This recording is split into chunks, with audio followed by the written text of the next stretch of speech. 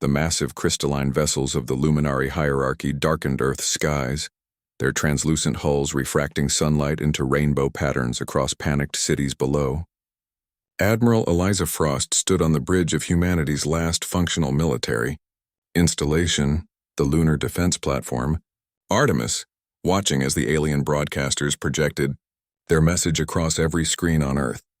"We are the Luminari, the shapers of stars and guardians of order," announced a tall, luminous being whose skin seemed to glow from within. "For 10,000 cycles, we have guided lesser species toward enlightenment. Those who accept our divinity prosper. Those who resist are cleansed."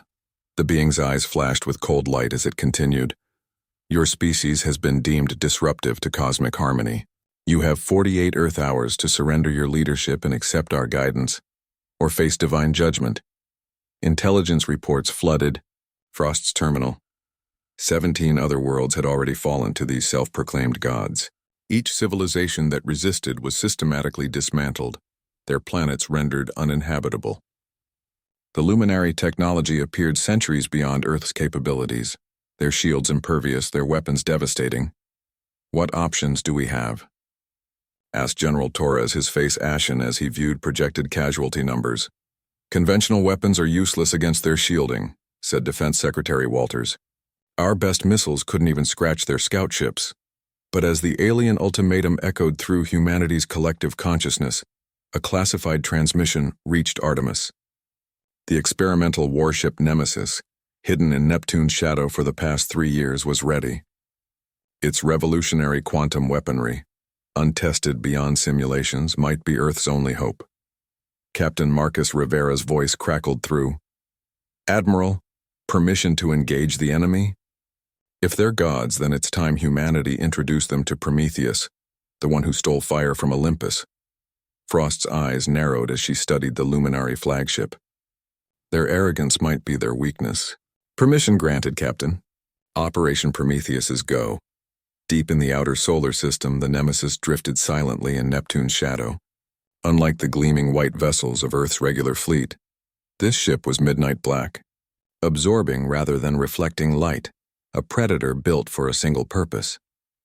Captain Marcus Rivera gazed at the holographic display showing the luminary fleet surrounding Earth. At 42, Rivera carried himself with the confident poise of a career officer, but his eyes held a haunted look. 10 years ago, he'd watched helplessly as his homeworld colony of New Terra was destroyed by what official reports called an unexplained cosmic phenomenon. Now he suspected the truth. It had been the Luminari, testing their weapons on what they considered an insignificant outpost. "Captain, quantum drive is primed and weapon systems are at full capacity," reported Commander Nadia Volkov, the ship's weapons specialist. Her Russian accent became more pronounced when she was tense. "But I must remind you that the phase cannon has never been fired outside of simulations." Rivera nodded. "Noted, Commander. But we're out of options." He turned to the ship's AI interface. "Athena, what's your assessment?" A soft blue light pulsed on the command console as Athena responded. "Based on long-range scans, the Luminari vessels exhibit quantum signature fluctuations that suggest their shielding may be vulnerable to precisely calibrated phase disruption. However, we will need to get much closer to determine optimal attack parameters." Athena, advanced tactical heuristic, enhanced neural algorithm, had been designed specifically to identify patterns and weaknesses in enemy systems. Unlike standard military AIs, Athena could adapt and learn at an unprecedented rate. "Then that's what we'll do," Rivera said. "Lieutenant Adams, plot a course that will bring us behind Mars. We'll use the planet for cover before making our approach." Adams, the navigation officer, nodded. "Course plotted, sir. Estimated arrival in 4 hours at maximum stealth speed." Rivera addressed his crew of 50, the best minds Earth had to offer, selected for this secret mission. "I won't lie to you. We're outnumbered and outgunned. These beings claim to be gods, but I don't believe in gods. I believe in physics and courage, and in humanity's refusal to surrender. Today we find out if gods can bleed." On the luminary flagship Eternal Radiance, High Priest Zelvax observed Earth with mild amusement. After 10 millennia of conquests, the subjugation of primitive species had become routine. Some fought, some surrendered. All eventually bowed before the Luminari's divine might. How many cycles until their surrender? Asked Kelmore, his second in command. Zelvax's translucent fingers manipulated the control interface. This species is particularly stubborn. Their communications suggest some may resist beyond reason. Shall we make an example of one of their cities? Kelmore suggested. That usually accelerates compliance. No, Zelvax decided. Our scans indicate an unusual technological signature in their lunar facility. I want to study it before we proceed with cleansing protocols. He paused, his luminescent eyes narrowing. There's something different about these humans. As the Nemesis slipped into position behind Mars, Rivera received a transmission from Admiral Frost. The Security Council is stalling for time, she reported. We've opened diplomatic channels asking questions about Luminari culture and governance, anything to keep them talking. But they're growing impatient. We need intel, Captain. Get close enough to scan their flagship and find a weakness. Understood, Admiral, Rivera replied. We're moving into position now. Volkov approached his command chair. Sir, I've been analyzing the limited data we have on their weapons systems. There's something odd about their energy signatures. They're using zero-point energy extraction, similar to our theoretical models, but at a scale we've never achieved. Rivera raised an eyebrow. Are you saying they've developed the same technology we have? Not exactly, Volkov replied, tucking a strand of dark hair behind her ear. It's more like, we're both working from the same playbook, but they're chapters ahead. It's as if they've built upon foundational physics that's universal, Athena chimed in. Commander Volkov's assessment aligns with my analysis. The Luminari technology shows evidence of principles similar to our quantum phase cannon, but significantly more advanced. However, this similarity may work to our advantage. How so? Rivera asked. If their systems operate on the same fundamental principles as ours, then the theoretical weaknesses in our own designs might also exist in theirs, just better protected, explained Athena. Lieutenant Adams interrupted. Captain, we have a clear path to approach the outer perimeter of their fleet. Their patrol pattern has a 3-minute gap we can exploit. Rivera nodded. Take us in, Lieutenant. Commander Volkov, prepare the passive scanning array. Maximum sensitivity, minimal emission. The Nemesis glided forward, its stealth systems making it nearly invisible against the backdrop of space. As they approached the Luminari fleet, the crew fell silent, aware that detection would mean instant destruction. Scanning now, Volkov whispered, as if the Luminari might hear her through the vacuum of space. Data streamed across her console as Athena processed the information. The AI's visualization matrix displayed a 3-dimensional model of the Luminari flagship, highlighting its structure and energy flows. Fascinating, Athena commented. Their vessel isn't composed of a single species technology. I'm detecting at least 7 distinct design philosophies integrated into one cohesive system. What does that mean? Rivera asked. It means, Volkov replied, her eyes widening. They aren't a single civilization. The Luminari are a collective. They've assimilated technology from multiple species, or conquered them and taken their technology, Rivera added grimly. Athena's display zoomed in on the flagship's power core. Captain, I'm detecting a vulnerability. Their shielding harmonics fluctuate at regular intervals, approximately once every 42 seconds. There's a microsecond window where a precisely calibrated phase cannon burst might penetrate. Suddenly, alarm klaxons blared throughout the ship. We're being scanned, shouted Lieutenant Adams. They've detected us. Evasive maneuvers, ordered Rivera. Prepare for emergency quantum jump. On the view screen, a Luminari patrol vessel turned toward them, its crystalline hull glowing with building energy. Jump coordinates set, Adams called. Wait, Volkov said urgently. 1 more second, I need complete data on their shield matrix. Rivera gripped his chair as the enemy vessel fired a warning shot across their bow. Time's up, Commander. Got it. Volkov confirmed as her console downloaded the final scan data. Jump now, Rivera commanded. The Nemesis disappeared in a flash of blue light just as the Luminari vessel fired a second shot. They had what they came for. The first real hope that the self-proclaimed gods might have a weakness after all, and gods with weaknesses were simply powerful mortals, waiting to be defeated. The orbital defense. Platform Artemis shuddered as another Luminari energy blast struck its outer shields. Admiral Frost gripped the command console. watching power levels drop dangerously low. The 24-hour ultimatum had come and gone, and humanity's response, a carefully worded message suggesting further diplomatic discussions, had been met with immediate hostility. "Shields at 38%, reported Lieutenant Maxwell. "One more direct hit and we're exposed." Frost's communicator crackled with desperate messages from Earth's defense forces. Sydney had just gone dark. The Beijing defense grid was failing. Moscow reported strange crystalline structures materializing in Red Square, some kind of luminary ground forces. "Where the hell is the Nemesis?" muttered General Torres, blood streaming from a cut on his forehead where he'd been thrown against a bulkhead during the last attack.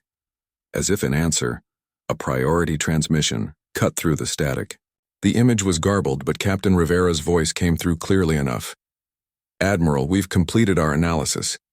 The gods have feet of clay. Sending data now." Before Frost could respond, the massive luminary flagship suddenly rotated, its weapons ports glowing with building energy. This wasn't going to be another warning shot. They were powering up for a killing blow.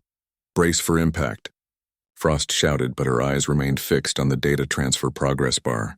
93% complete, 97, 100. The luminary flagship fired. But instead of obliteration, a blinding flash erupted between Artemis and the alien vessel. The Nemesis had appeared directly in the line of fire, its experimental shields absorbing the devastating blast. "All hands. This is Captain Rivera," came the broadcast on all frequencies meant for both human and alien ears. "We've studied your divine technology, Luminari, and we've learned your secrets. You're not gods, you're thieves and liars. And today, humanity stops bowing to false idols." The Nemesis's phase cannon fired a concentrated beam of blue-white energy that struck the luminary flagship. For a moment nothing happened. Then a section of the alien vessel's crystalline hull shattered, venting atmosphere and debris into space. First blood had been drawn against the gods. In the aftermath of the Nemesis's surprise attack, the luminary fleet had temporarily withdrawn to a higher orbit, clearly reassessing their strategy. This gave Earth precious hours to digest the data Captain Rivera had sent. In the secure war room beneath Geneva, representatives from Earth's major powers gathered around holographic displays showing the Nemesis's scans of luminary technology. According to Commander Volkov's analysis, Admiral Frost explained, the luminari aren't a single species. They're a collective of ancient civilizations who achieved technological superiority and then posed as gods to subjugate others. "But how have they maintained this deception across the galaxy?" asked President Rodriguez of the United Americas Federation. A new figure stepped forward, Dr. Amir Hassan, Earth's leading xenoanthropologist. "Fear and mythology, Madam President. We've analyzed their communication patterns and historical references. The Luminari have existed for at least 12,000 years, systematically erasing the history of any civilization they encounter and replacing it with their own narrative, one where they created all life in the galaxy." "And people believe this?" asked the Chinese premier, incredulous. "When beings arrive with technology that can move planets and extinguish suns," Dr. Hassan replied, "most species find it easier to accept them as gods than to resist."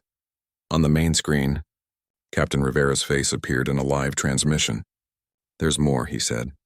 "While we were analyzing their technology, Athena intercepted communications between the Luminari fleet and what appears to be their central command. They're not just conquering Earth for resources or territory, they're afraid of us." "Afraid? Of humans?" General Torres scoffed. "We're centuries behind their technology." "Yes and no," Rivera continued. "Athena discovered that the quantum principles we've been developing independently, the same ones that power the Nemesis, are considered forbidden knowledge by the Luminari hierarchy. They actively prevent subjugated species from pursuing certain scientific paths that Earth stumbled upon by accident. Because these paths could lead to weapons that threaten them," Frost realized. "Exactly," Rivera nodded. "The gods don't want anyone having the fire of Prometheus." The Nemesis drifted in the shadow of Europa, Jupiter's ice-covered moon. The ship's systems were running on minimal power to avoid detection while repairs were completed. "Damage report," Rivera requested. Walking through the ship's dimly lit corridors, Commander Volkov looked up from her tablet. The phase cannon depleted 90% of our power reserves with that single shot. We've rerouted emergency systems and should be back to 60% capacity within 4 hours. And our shields? They held but barely. Athena is reconfiguring the harmonics based on what we learned from the Luminari weapon signatures. She hesitated. There's something else you should see. Captain? She led him to the science lab where a secured containment field held a small fragment of the Luminari vessel they'd damaged. We managed to retrieve this during our retreat, Volkov explained. It's part of their hull material.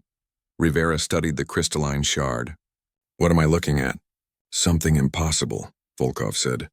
The molecular structure is shifting constantly, repairing itself even when separated from the main vessel. And there's this.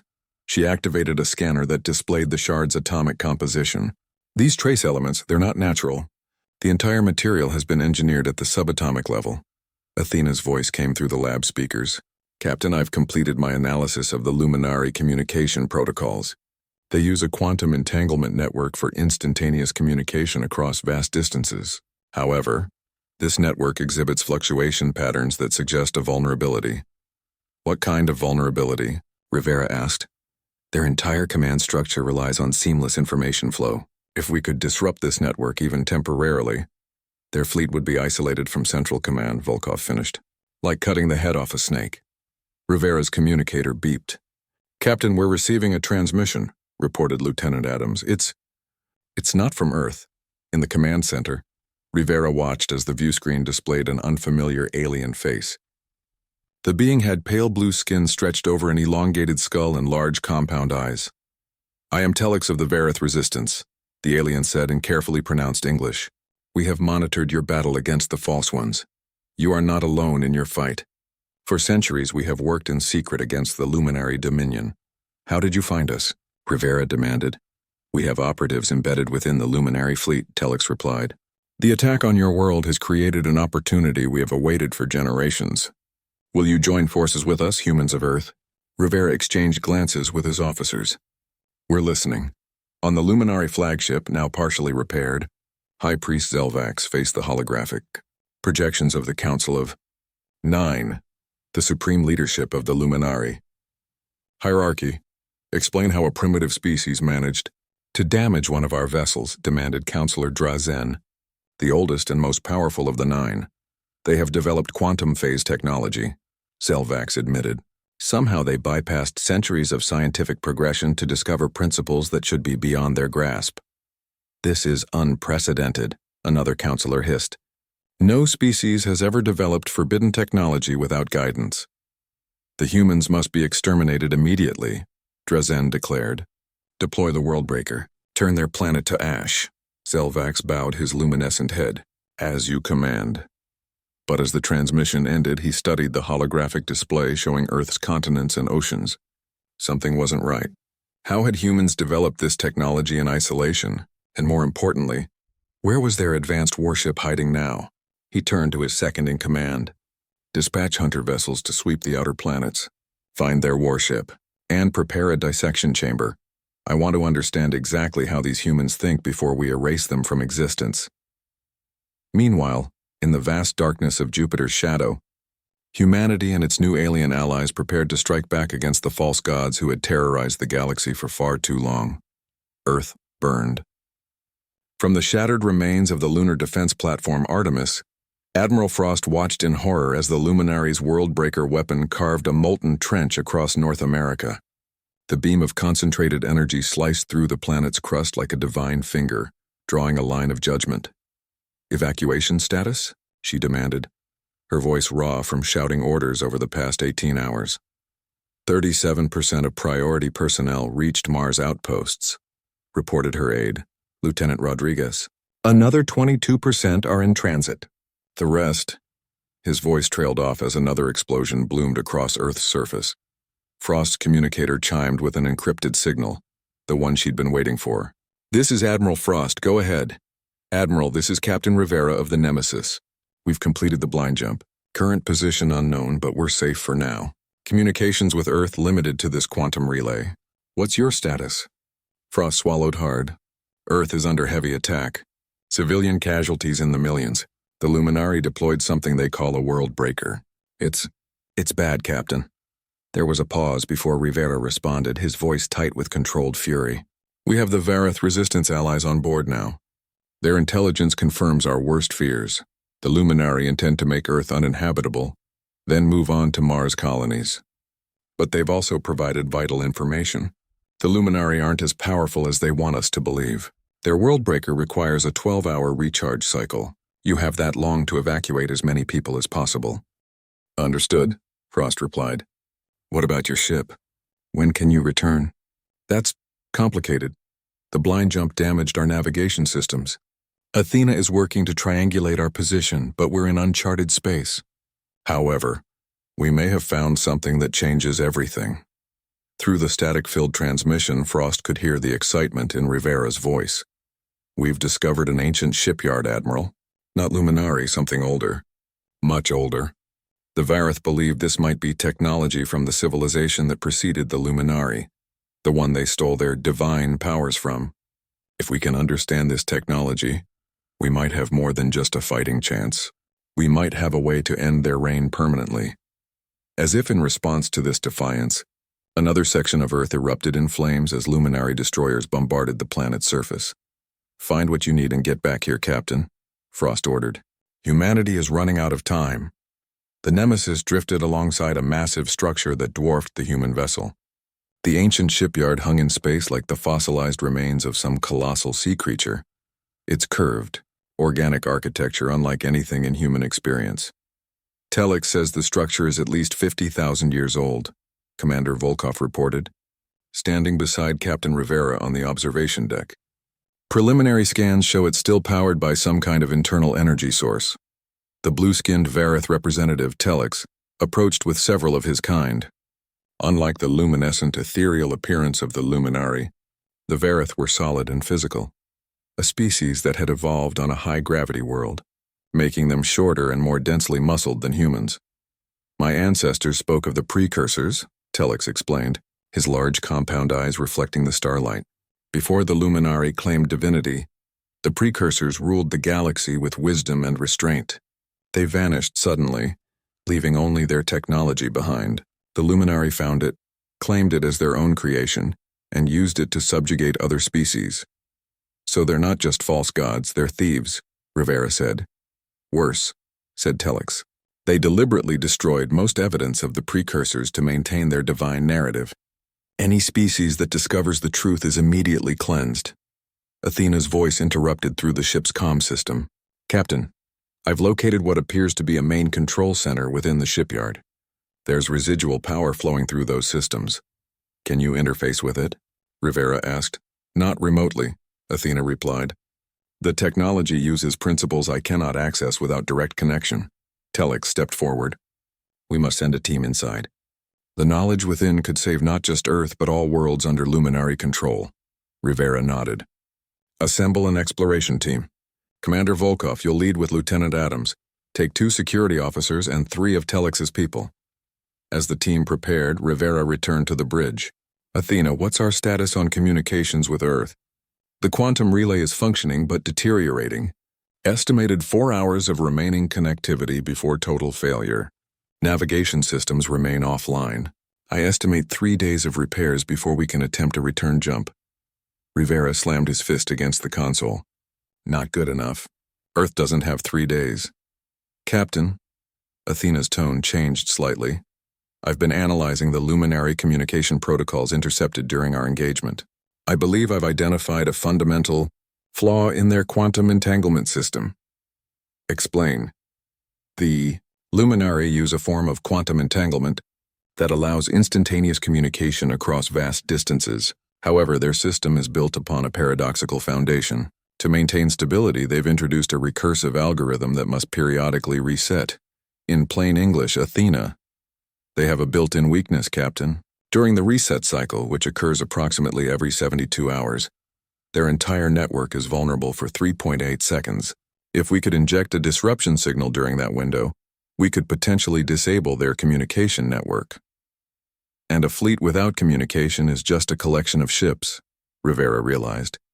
When is the next reset cycle? Based on observed patterns in approximately 18 hours. Rivera looked at the ancient shipyard visible through the view screen. Then we have 18 hours to find something we can use against them. Commander Volkov led the exploration team through the cavernous corridors of the precursor shipyard. The interior was illuminated by a soft blue bioluminescence that seemed to respond to their presence, brightening as they moved deeper into the structure. "The architecture is remarkable," Volkov said, running her hand along a wall that felt warm to the touch. "It's almost like the entire structure is alive somehow." One of the Varith, a female named Ilara, nodded. The precursors did not distinguish between technology and biology as separate disciplines. Their greatest achievements merged both. Lieutenant Adams stopped suddenly, his scanner beeping rapidly. "Commander, I'm picking up a massive energy signature through that doorway." The team entered what appeared to be a central chamber. In the center floated a pulsing crystalline matrix, similar in appearance to luminary technology but more refined, more elegant. "This is it," Ilara whispered in awe, "the heart of precursor knowledge. What the Luminari have been desperate to keep hidden." As Volkov approached, the crystal matrix responded, projecting holographic displays throughout the chamber. Images of stars, planets, and what appeared to be schematics for vessels far more advanced than even the Luminari ships filled the air around them.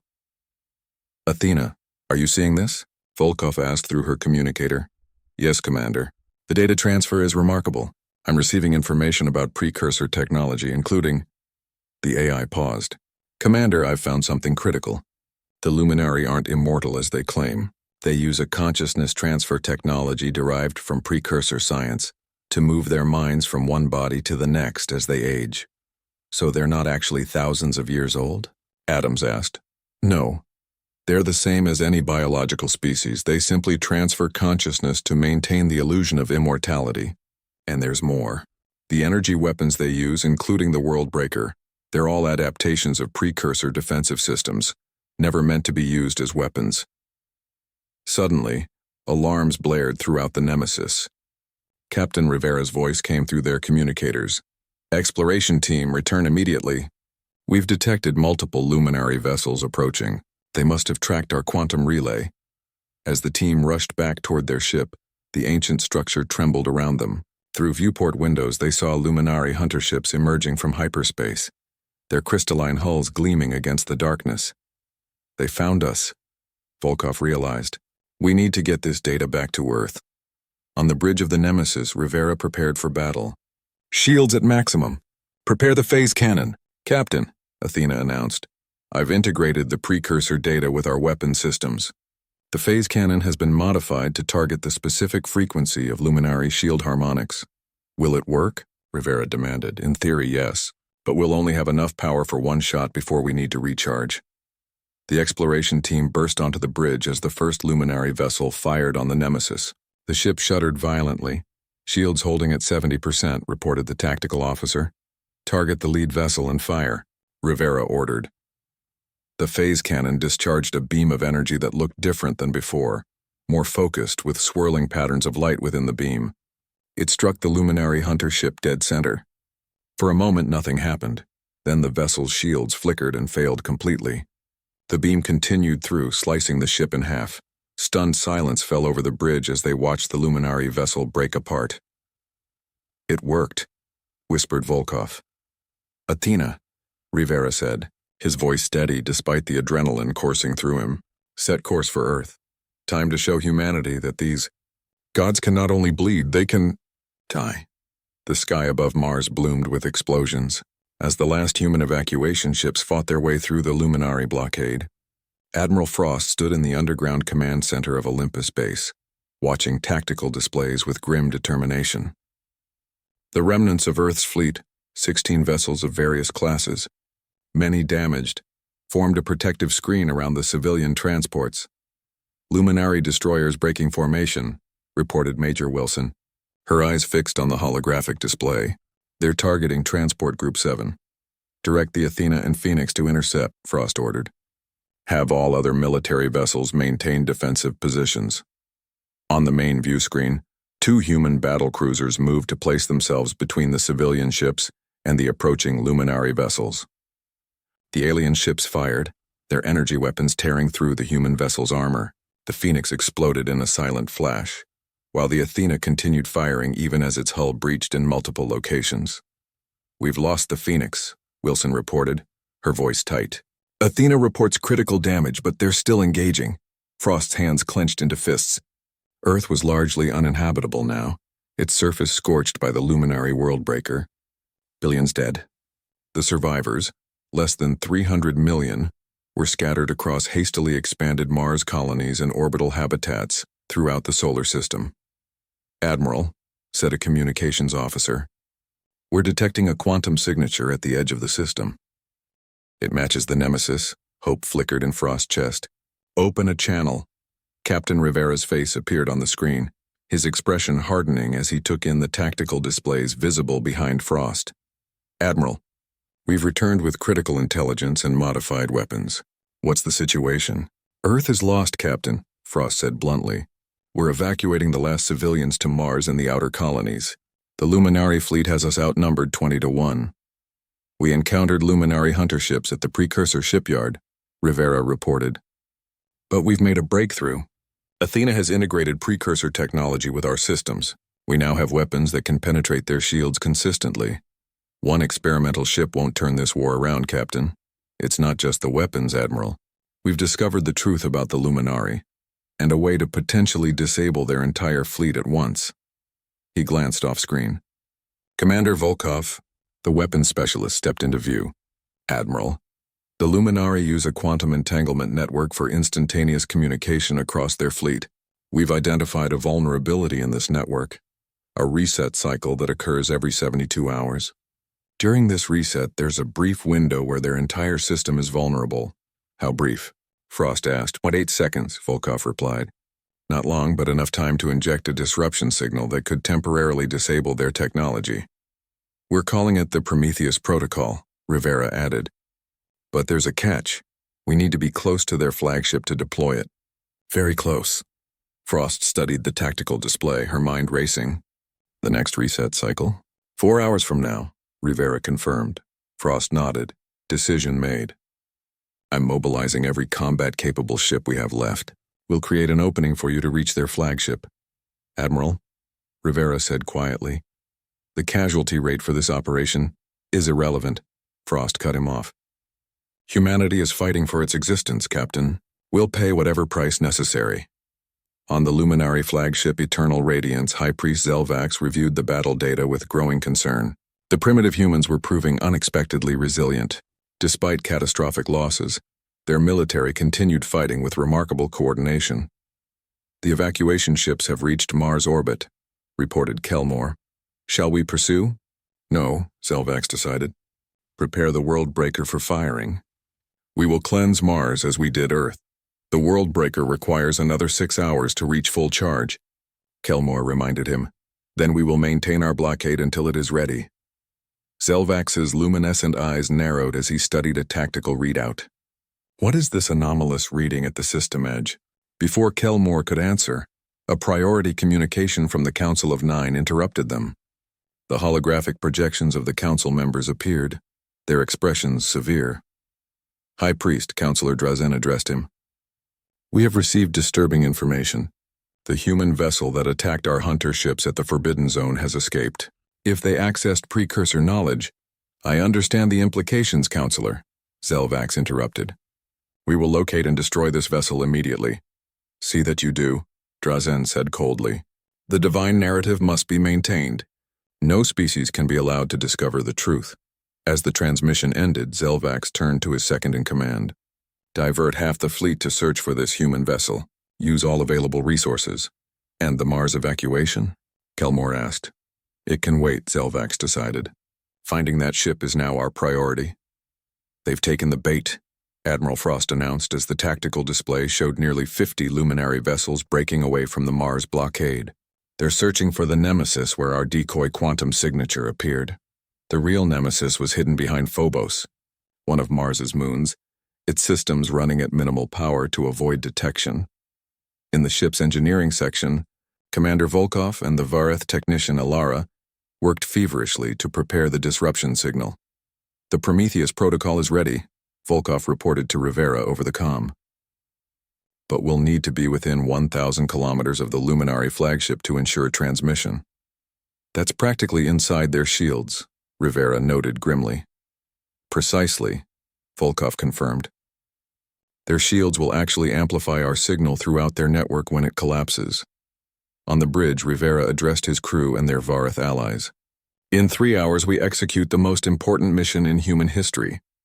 Earth has fallen, but humanity survives. And today we prove that false gods can be defeated.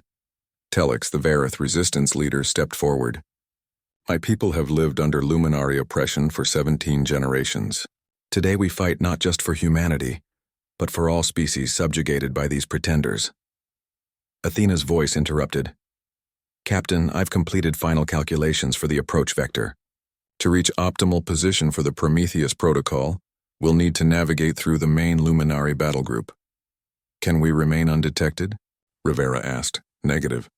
We will be exposed for approximately 42 seconds before reaching transmission range. So we'll be fighting our way in, Rivera concluded. How many ships will we face? Based on current deployments, approximately 20 Luminary vessels, including 3 heavy destroyers. The bridge fell silent as the crew absorbed this information. Their modified weapons were effective, but the Nemesis was still just one ship. We need a diversion, Lieutenant Adams suggested. Something to draw their attention away from our approach. Frost's voice came through the comm system. We'll give you that diversion, Captain. I'm assembling a strike force, every remaining combat vessel we have. We'll hit their line from multiple vectors, create a gap for your approach. Admiral, Rivera protested, that's a suicide mission. Probably, Frost agreed, her voice steady. But if your Prometheus protocol works, it will be worth it. The next 3 hours passed in tense preparation. On Mars, Admiral Frost briefed the captains of the 17 vessels that would form the diversionary attack. None questioned the likely one-way nature of their mission. On the Nemesis, the crew made final modifications to their systems. The phase cannon had been reconfigured based on precursor technology, and Athena had integrated her programming with the ancient knowledge they'd discovered. Reset cycle begins in 20 minutes, announced Athena as the time approached. All systems ready for Prometheus protocol deployment. Begin approach vector, Rivera ordered. Maintain stealth systems at maximum until we're detected. The Nemesis glided out from behind Phobos, its black hull nearly invisible against space as it moved toward the Luminary fleet. Through the view screen, Rivera could see the massive crystalline flagship at the center of the alien formation, its hull pulsing with internal light. 15 minutes to reset cycle, Athena reported. Frost's voice came through. Strike force ready, Captain. Beginning attack, run on your mark. Rivera took a deep breath. Admiral Frost, it has been an honor. Strike force, execute attack pattern Omega. Give them hell. Across the battlefield, the remaining human vessels surged forward, weapons blazing as they charged directly toward the Luminary blockade. The alien ships responded immediately, their superior weapons cutting through human shields. But the human captains had embraced their fate. Vessels with critical damage didn't retreat. They accelerated, ramming into Luminary ships in fiery collisions. Others concentrated their fire on single targets, sacrificing themselves to destroy more powerful enemies. Their breaking formation, Adams reported as the Luminary line fragmented to deal with the multi-vector attack. Opening appearing at coordinates 227 by 184. Take us in, Rivera ordered. Full power to engines and shields. The Nemesis shot forward, accelerating toward the gap in the Luminary formation. For 40 precious seconds, they remained undetected as the Luminary focused on the human attack fleet. 5 minutes to reset cycle, Athena announced. Then a Luminary destroyer turned, its sensors locking onto the approaching Nemesis. We've been spotted, Adams reported as enemy weapons fire began streaking toward them. Evasive maneuvers, Rivera commanded. Return fire only if absolutely necessary. Save power for the Prometheus protocol. The Nemesis twisted and turned through space, avoiding most of the incoming fire as it continued its approach to the flagship. Impacts rocked the ship as some shots found their mark. Shields at 60%, reported the tactical officer. 3 Luminary vessels moving to intercept. Admiral Frost, we need that gap widened, Rivera called. Through static-filled communications, Frost responded. Understood. All remaining vessels concentrate fire on Sector 227-184. Clear a path for the Nemesis at all costs. The human fleet responded, turning their combined firepower toward the area in front of the Nemesis. 2 more human ships exploded in the process, but a clearer path to the Luminary flagship emerged. 2 minutes to reset cycle, Athena reported. Distance to optimal transmission position, 3,400 kilometers. Rivera watched the tactical display as the massive Luminary flagship grew larger. They were cutting it close, too close. Captain, Commander Volkov's voice came from engineering. The Prometheus protocol is ready, but we need to get closer. The Nemesis shuddered as multiple hits struck its shields. Shields at 40%, warned the tactical officer.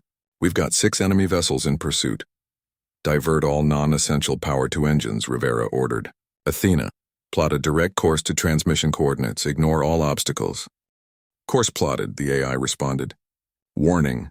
This trajectory takes us directly through the outer defensive screen of the flagship.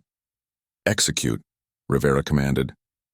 The Nemesis surged forward, its engines straining as it accelerated toward the heart of the Luminary fleet. Enemy fire intensified around them, the ship shaking continuously under the assault. Shields failing, the tactical officer reported. Hull breaches on decks 5 through 8. 1 minute to reset cycle, Athena announced. Distance to optimal position 1,800 kilometers. On the view screen, the Luminary flagship loomed enormous, its crystalline structure beautiful and terrifying. Rivera could see energy building in its weapon ports. They were preparing to fire the Worldbreaker again. 30 seconds to reset cycle, Athena counted down. Distance 1,200 kilometers. We're not going to make it, Adams said, gripping his console as another hit rocked the ship. Rivera's jaw tightened. Yes, we are.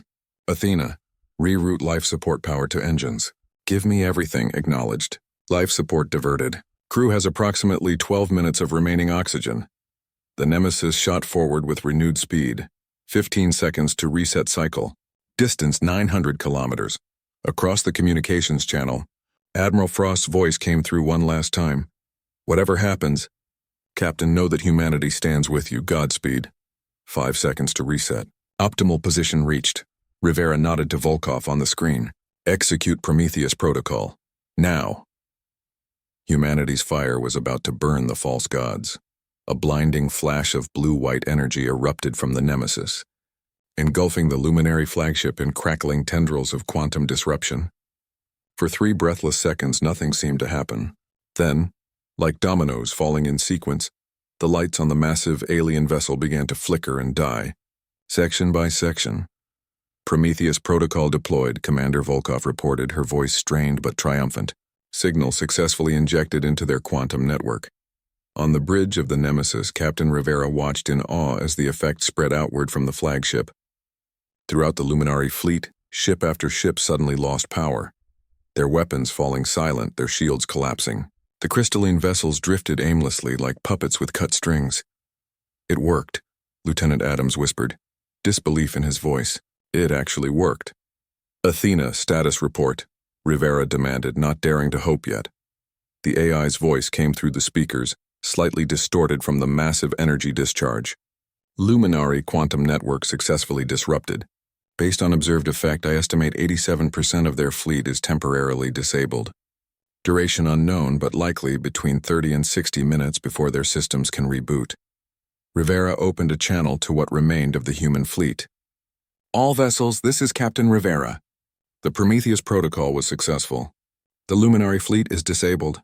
I repeat, their weapons and shields are down. All combat-capable ships engage at will. This is our only chance. Across the battlefield, the surviving human vessels, only 9 remained, changed from defense to offense, converging on the disabled Luminary ships. Without their advanced shields and weapons, the self-proclaimed gods were suddenly vulnerable. Sir, Adams reported, Admiral Frost is hailing us from the Mars Command Center. Frost's face appeared on screen, exhaustion etched in every line but a fierce light in her eyes. Well done, Captain. Your crew has given humanity a fighting chance. What's your ship's status? The Nemesis took heavy damage during our approach, Rivera admitted. Life support is minimal. Shields are down, but our weapons are still operational. Then there's one more thing you need to do, Frost said. Our intelligence from the Varith indicates the Luminary Council of 9 is on the flagship. They're the leadership that maintains the divine facade. If we can capture them, Rivera nodded grimly. We can expose the truth to every subjugated species in the galaxy. Athena, can you pinpoint the council chamber on the flagship? Affirmative, Captain. Deck 17, Central Hub. I detect 9 life forms consistent with luminary biological signatures. Assemble a boarding team, Rivera ordered. Commander Volkov, you're with me. Lieutenant Adams, you have the bridge. Adams looked alarmed. Sir, with all due respect, the captain shouldn't lead a boarding party. This isn't a standard military operation anymore, Lieutenant, Rivera replied, checking the charge on his sidearm. This is humanity's one chance to end the reign of false gods. I intend to be there when they fall. The boarding shuttle approached the darkened hull of the Luminary flagship, its engines the only sound in the eerie silence of space. The massive crystalline vessel, normally pulsing with internal light, now looked dead and lifeless. Rivera led the boarding team of 6 humans and 3 Verith, including Telix and Commander Volkov. They wore tactical exosuits with integrated weapons and life support. Approaching entry point, reported the shuttle pilot. No signs of defensive measures. They docked at an airlock near what Athena had identified as the most direct route to the council chamber. As the team moved through the alien corridors, they encountered no resistance, only confused and frightened Luminary crew members who fled at the sight of armed intruders. They're not fighting back, Volkov observed as they secured another junction. Without their technology, they have no idea how to respond, Telix explained. For generations, they've relied on their perceived superiority. Few Luminari even understand how their own weapons work anymore. Rivera checked the holomap projected from his wrist device. Council chamber is 2 levels up. Athena, any change in the target's positions? Negative, Captain, the AI responded through his comm. All 9 council members remain in the chamber. However, I'm detecting increased power fluctuations throughout the ship. Their systems may be recovering faster than anticipated. Double time, Rivera ordered the team. They reached a massive doorway decorated with intricate symbols, the entrance to the council chamber. Unlike the other systems on the ship, this door remained sealed, protected by some kind of backup power. Breaching charges, Rivera instructed. Volkov placed explosive devices around the doorframe and the team took cover. The explosion echoed through the corridor, and the ornate doors collapsed inward. The boarding team rushed into the smoke-filled chamber, weapons ready. Inside, 9 tall, luminescent beings stood around a central table. Unlike the other Luminari, these wore elaborate ceremonial armor that seemed to glow from within. Their eyes, unnaturally large and filled with swirling colors, fixed on the human intruders with shock and outrage. Impossible, hissed one, clearly the eldest. No lesser species has ever set foot in this chamber. Rivera stepped forward. I am Captain Marcus Rivera of Earth. Your reign of terror ends today, Counselor Drazen. The elder Luminari's eyes widened at hearing his name. You know who I am. We know everything, Rivera replied coldly. We know you're not gods. We know you stole your technology from the precursors. We know about your consciousness transfer process, your quantum network vulnerabilities, all of it. You understand nothing, Drazen snarled, his luminescence flaring brighter. We brought order to a chaotic galaxy. We guided lesser species toward advancement. You enslaved them, Telix cut in, stepping forward. You erased their histories and forced them to worship you. Drazen's gaze shifted to the Verith, his expression contemptuous. The Verith, always too curious for their own good. Your species was on the verge of being cleansed. Not anymore, Rivera said. Your fleet is disabled. Your weapons are useless. And we're broadcasting this conversation to every ship and planet in your empire. For the first time, uncertainty flickered across Drazen's face. You're bluffing. Our quantum network is secure. Was secure, Volkov corrected, activating a device on her wrist. A holographic display showed the transmission signal spreading across the galaxy through the Luminari's own communication relays. We injected more than a disruption signal into your network. We injected the truth. The council members exchanged alarmed glances as the implications sank in. Across thousands of worlds, billions of beings who had lived under Luminary rule for generations were learning the truth about their false gods. You've doomed the galaxy to chaos, another council member accused.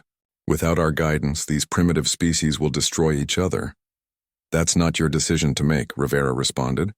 Every species has the right to determine its own future, without false gods manipulating them from the shadows. Suddenly, the ship trembled as systems began to reactivate. Emergency lights flickered on throughout the council chamber.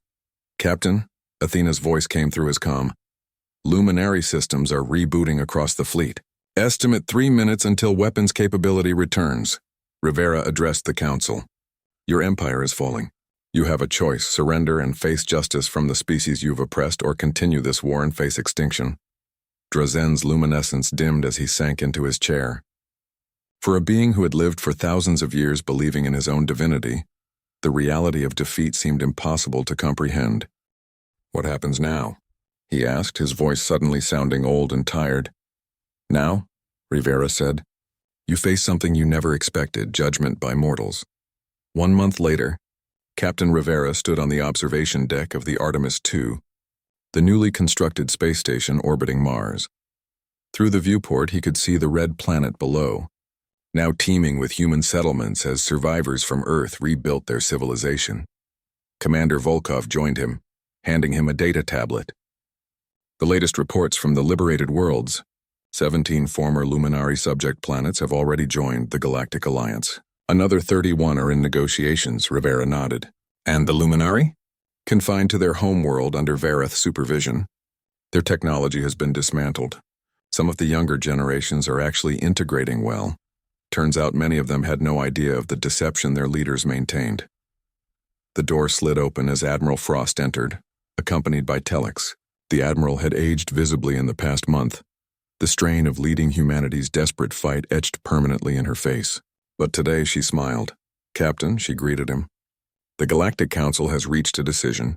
The Nemesis will lead a mission to the other precursor sites we've identified. With their technology, we can potentially restore Earth's atmosphere within a decade." "And humanity?" Rivera asked. "What's our place in this new galaxy?" Telex stepped forward. "Your species did what none other dared. You challenged gods and proved them mortal. The Council has voted unanimously to offer humans a permanent leadership position." Frost's smile faded slightly. "We've learned the dangers of concentrated power, Telex. Perhaps this new alliance should have no permanent leaders, only equals working together." The Vareth considered this, then nodded. Wisdom worthy of sharing across the stars. As they discussed the future, Rivera gazed out at the vast expanse of space beyond Mars. The Luminary had claimed divinity and ruled through fear for thousands of years. It had taken humanity, a species they had dismissed as primitive, to reveal the truth. Not gods, but mortals with stolen power. Not divine judgment, but tyranny disguised as benevolence. And in the end, not supernatural forces, but the courage and determination of those who refused to bow that had changed the galaxy forever. The stars no longer belonged to false gods. They belonged to everyone.